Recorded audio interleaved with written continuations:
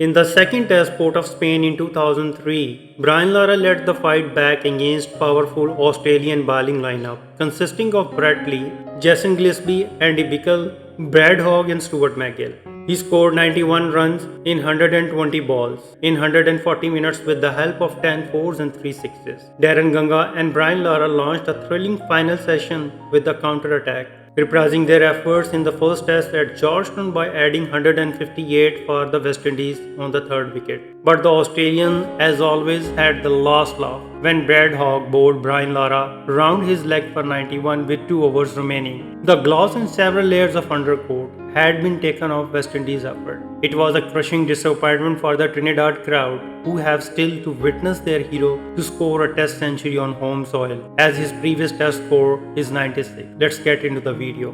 Century in front of his home crowd here in Trinidad, and he would love nothing better than to mirror the efforts of Ricky Ponting and not get a century but get a double century.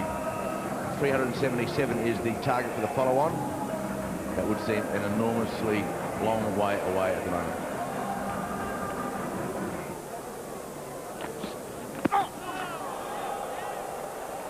Well, Lara was in two minds there. He was just on the back foot. You'd thought that he was going to go into the hook shot. There are two men out there. That would have flashed through his mind. And he took the blow. Almost like a right cross to the body. And that's the problem with somebody of Brett Lee's pace. Even though Brian Lara's got able to camp on the back foot and look to play the cross-bat shot. Played that very well. Rode it, got right on top of it. And just deflected down the fine leg. Great shot, getting across the stumps nearly as far as Daren Lehmann and jumping up into the air. Twice as high as Daren Lehmann did though when he got his century. And got it down into the ground very quickly. Edge and down to third man. Went along the ground, past the diving third slip, gets Ganga a boundary. Got it through again between third slip and gully for another boundary. Carries him to 22 now. West Indies have got 50 on the board. They lost Devon Smith to the 50 delivery he faced without scoring, and then last ball to tee, Wavell Hines. Now Brett Lee into Daren Ganga with the first ball of the over. And he's got it through. That's a nice shot, similar to one he played earlier. Off Gillespie, gets another boundary. Good start here for Ganga.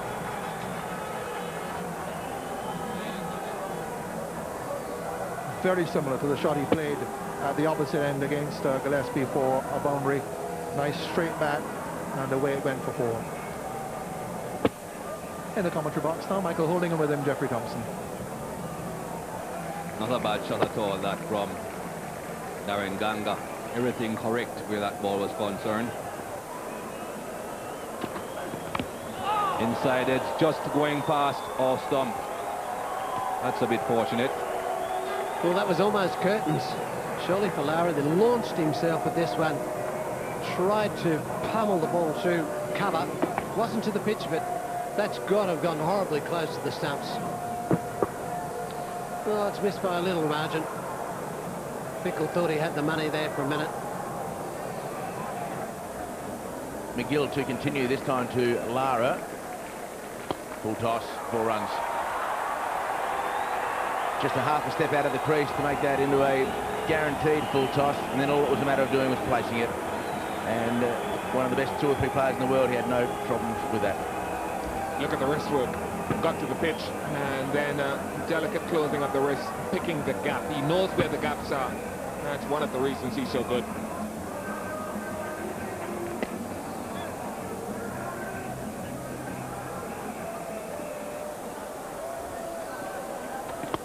In the air, and that's all the way for 6. Straight into the Sir Leary Constantine stand in front of his home crowd. Yet to make a test 100 in Trinidad. And West Indies bring up their 100. Fantastic shot. Good use of the feet. Stuart MacGill, bit slow through the air. And this is signalling, well, some problems for Stuart MacGill at least.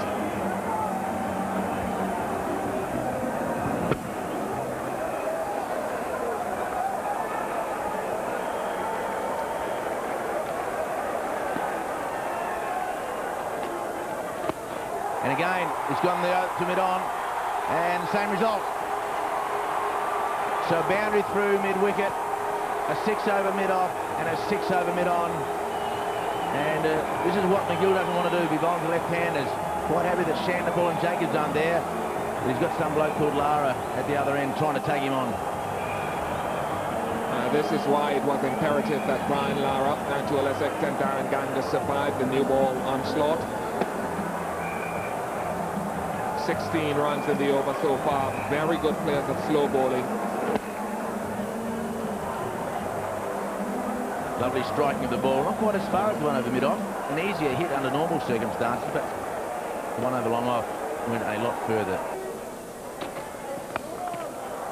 Lovely square drive. He plays it so well, and it's gone to the fence. Bretley won't get there. So the moment that Ian Bichel said he's bowling straight, he bowled full and wide. He could bet on that, and he placed it past the point. We spoke about Brian Lara starting off slowly and picking up the pace and the bounce of the pitch, building a foundation, and now he's starting to display his range of shots because he feels comfortable now, picking the gaps on both sides of the wicket.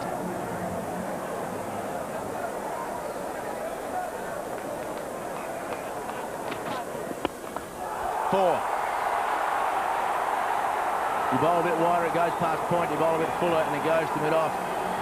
Ominous form, ominous signs again. Brian Lara, he showed that last week in Guyana, and in front of his home crowd, he has given them something to think about. Lara and Ganga getting into the same mode. Both on 49. Half century in front of his home crowd. He'll get himself 2 easy runs. He may look for 3. Ganga certainly wants 3. And they get it quite comfortably as Gillespie throws it over to Brad Hogg. But another half century to Brian Lara, and he has played again really well.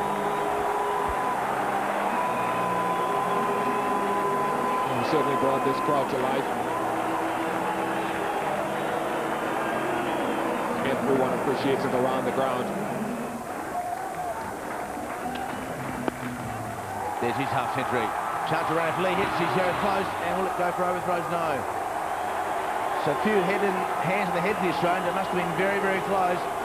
He took off as soon as he hit it. A direct hit may well have made it a bit interesting, but he's got there because Bretley missed the stumps. So half centuries to both players in the same over.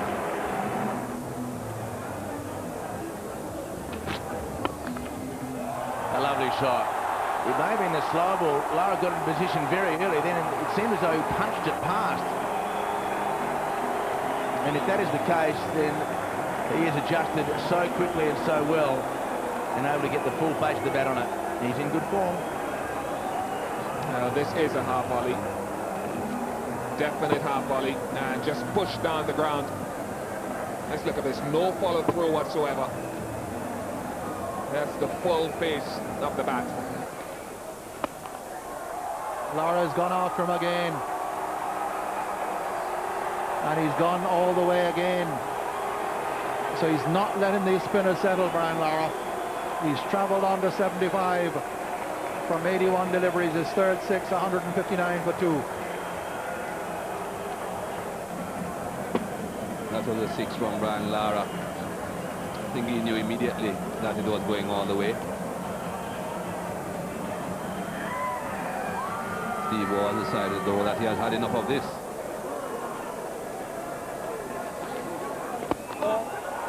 And Ganga has gone straight over the top.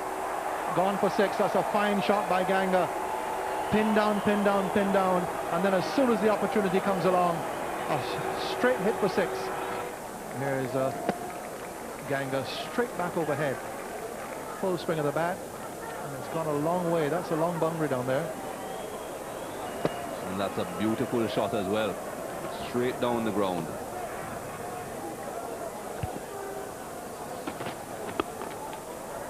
Well fielded. Brilliant piece of fielding.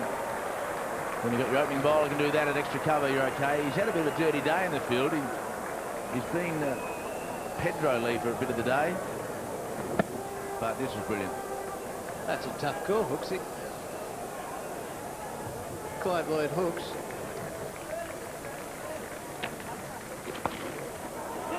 And there are 2 men out there.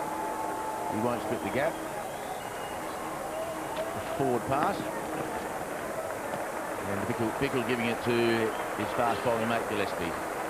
So Lara goes to 91. Yes, the little football pass there. Gillespie's aware.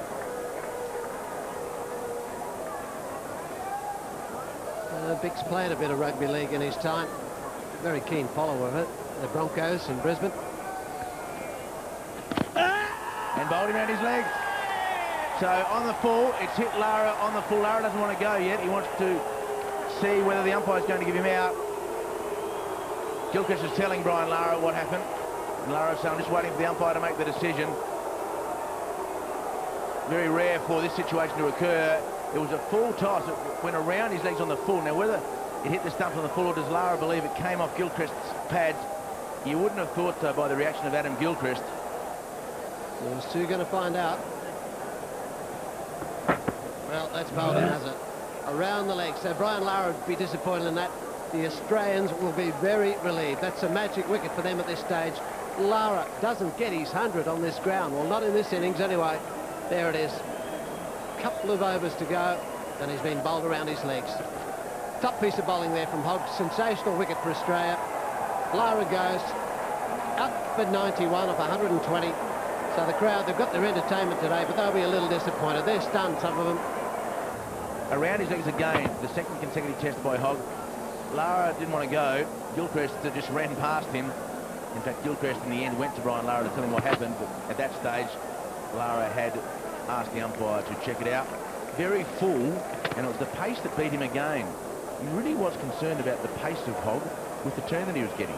Well, I reckon he shut up shop too early, David. He was in such fine form 20 minutes ago. He's gone into his shell and just wasn't playing the shots he'd been playing. He just wasn't using his feet like he had been. Again, the pace of Hogg was the cause of that. But, gee, I don't reckon he wanted to go because he couldn't believe he got out after such a good innings early.